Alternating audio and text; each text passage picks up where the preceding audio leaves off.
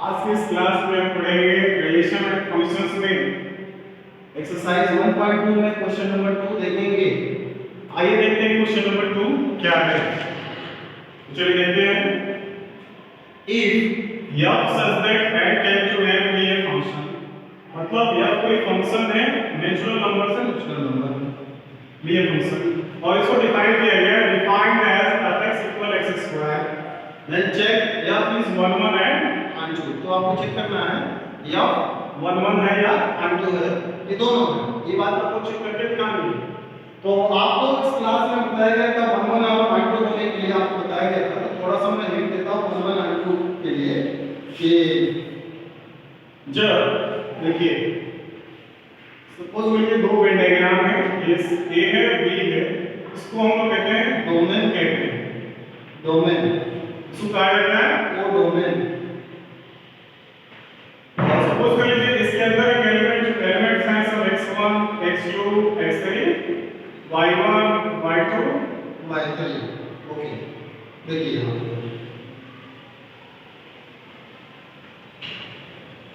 अगर देखिए आप देख रहे हैं कि डोमेन के एक ही एलिमेंट का अलग अलग रिलेशन कोई एलिमेंट से है, मतलब अलग अलग रिलेशन होगा, मतलब कहने का मतलब कि इस टाइप का अलग अलग पर्टिकुलर रिलेशन होगा डोमेन के एलिमेंट से, तो हम कहेंगे कि ये वन होगा।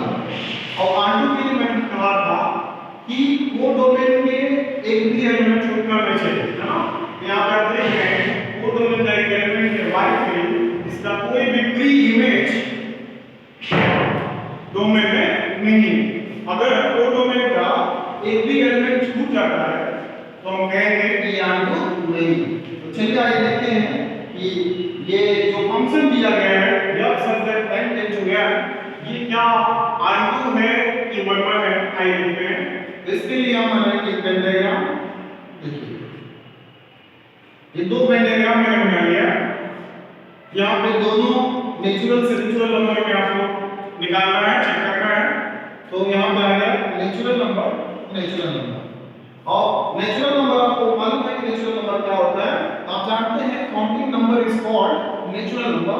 मींस इसमें नेचुरल नंबर आप लिखेंगे 1 2 3 4, इसी तरह से ये आगे की तरफ चलता जाएगा। कहां तक जाएगा? इनफाइनाइट तक जाएगा।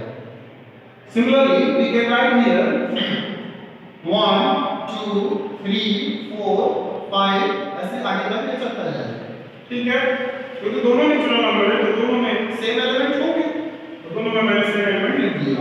यहाँ पे ये आपका जो पहला वेन डायग्राम है इसको कहते हैं डोमेन और सेकंड वाले को कहते हैं कोडोमेन। सेकंड वाले को क्या कहते हैं? कोडोमेन। अब चलिए आगे देखते हैं इसका रिलेशन किस तरीके से है। यहाँ पे रिलेशन को डिफाइन किया गया है इस तरीके से fx equal x square। चलिए इसको देखते हैं। fx equal x square, this is equation first. Now इसमें हम क्या करेंगे, यहाँ से इस डोमेन से x की वैल्यू उठाते जाएंगे और यहाँ पुट करते जाएंगे, हमें fx की वैल्यू मिलेगी, मतलब इसमें fx की वैल्यू मिलेगी। ये आपका जो दिखाया गया है मैपिंग को x से करते हैं, तो यहाँ पर x से वैल्यू उठाएंगे और इसमें रखते जाएंगे। चलिए x की वैल्यू 1 रखिए, x की वैल्यू 1 रखते हैं, f ऑफ 1 क्या मिलेगा? f ऑफ 1 मिलेगा 1 का square, this is equal to 1 मिल जाएगा। ओके, मींस हम कह सकते हैं कि 1 का इन्वर्स है 1 से होगा, मतलब इसका रिलेशन 1 का रिलेशन कोडोमेन के 1 से होगा। चलिए आगे देखते हैं हम 2 पे। यहां पर 2 का एलिमेंट उठाना है, x इक्वल टू 2 जैसे आप यहां पर रखते हुए तो f of 2 equal 2 square means 4, means 2 का जो रिलेशन होगा वो किससे होगा? 4 से होगा।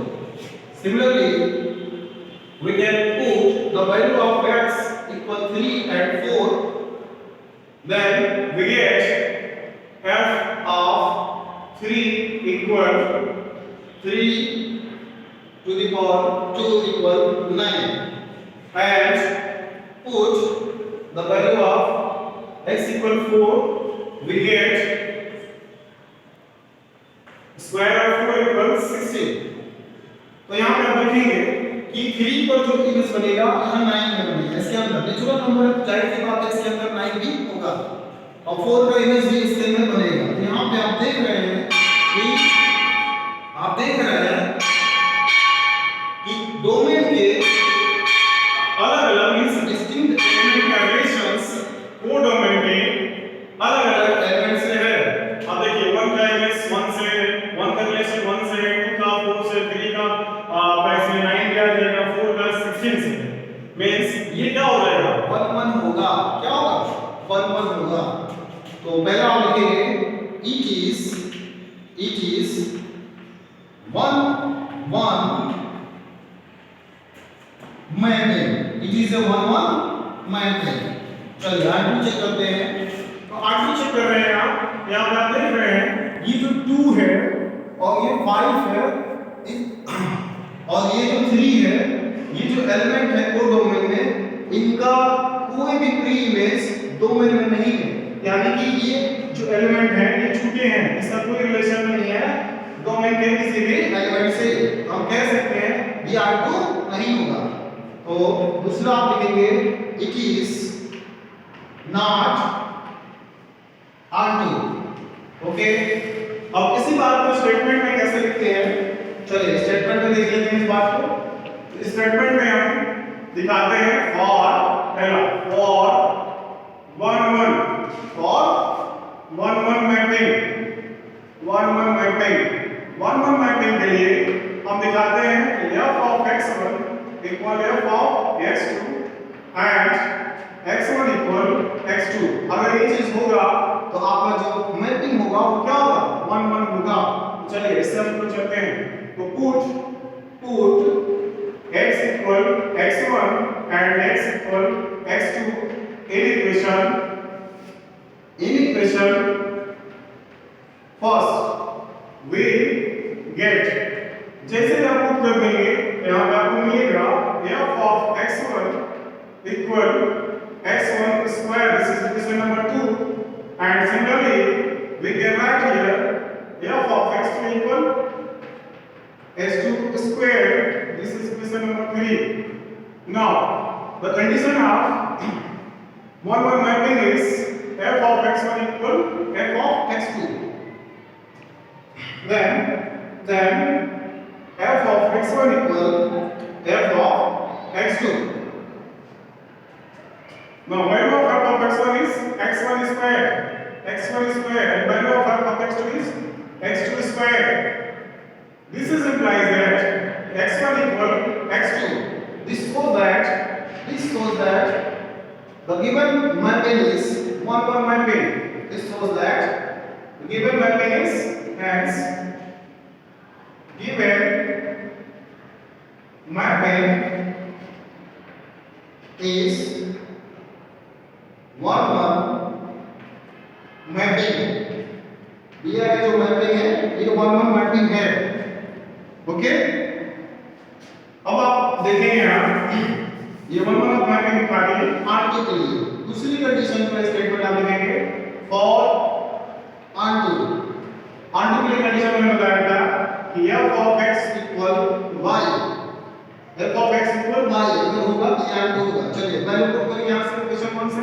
f of x की वैल्यू क्या है x स्क्वायर, यहाँ पुट कर दीजिए x square equal y। Now यहाँ से हम लिख सकते हैं this is implies that x equal under root y, x equal under root y plus minus. तो यहाँ से आप देख सकते हैं अगर y की कोई भी वैल्यू अगर उठाते हैं, सपोज कर लीजिए 2 ले लीजिए, let y equal 2, then x equal under root 2 and the value of under root 2 is 1.414। तो आप देख सकते हैं कि 2 पर जो इमेज मिल रहा है, की इमेज मिल रहा है 1.414 मिल रहा है। मतलब इस 2 का प्री इमेज x इस वाले डोमेन में 1.414 होना चाहिए, बट यहाँ पे 1.414 नहीं है। इसका मतलब ये क्या हो गया R2 नहीं है, hence it is not